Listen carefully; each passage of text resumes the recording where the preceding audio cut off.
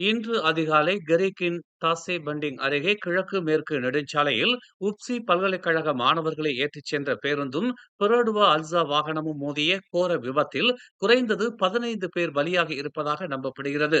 அதிகாலை 1:10 மணிக்கு இந்த விபத்து நிகழ்ந்ததாக ஒரு வட்டாரம் தெரிவித்துள்ளது. கெரிக் தீயணைப்பு மற்றும் மீட்பு நிலையத்தைச் சேர்ந்த ஒரு அதிகாரி மற்றும் 3 பணியாளர்கள் அடங்கிய மீட்புக் குழு உடனடியாக சம்பவ இடத்திற்கு அனுப்பப்பட்டு அதிகாலை 2:11 மணிக்கு வந்து சேர்ந்தது என்று தெரிவிக்கப்பட்டுள்ளது. தாசிக் பண்டிங் அருகே உள்ள கரீக் ஜெலி கிழக்கு மேற்கு நெடுஞ்சாலையில் இந்த மோதல் நிகழ்ந்துள்ளது. திரங்கானுவின் ஜெத்தேவில் இருந்து பேராக்கின் தஞ்சோங் மாலிம் நோக்கி பேருந்து சென்று கொண்டிருந்ததாக தெரிகிறது.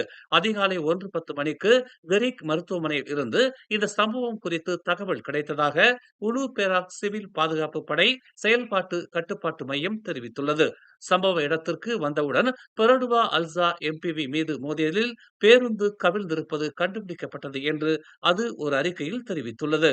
மொத்தம் 48 பேர் பயணித்த நிலையில் அவர்களில் 13 பேர் சம்பவ இடத்திலேயே இறந்ததாகவும் மேலும் 2 பேர் மருத்துவமனையில் இறந்ததாகவும் தெரிவிக்கப்பட்டுள்ளது. மேலும் 4 பேர் காயமடைந்ததாக தெரிவிக்கப்பட்டுள்ளது.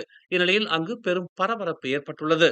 இதற்கிடையில் விபத்தில் சிக்கிய மாணவர்களுக்காக பிரார்த்தனை செய்து உப்சி தரப்பு முகநூலில் செய்தி வெளியிட்டுள்ளது.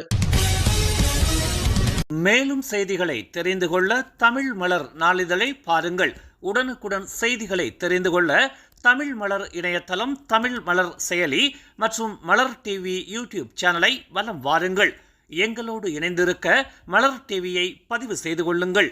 உறவுகள் மகிழ்ந்திட விருப்பம் மற்றும் பகிர்வு சேவையை சொடுக்கிடுங்கள்.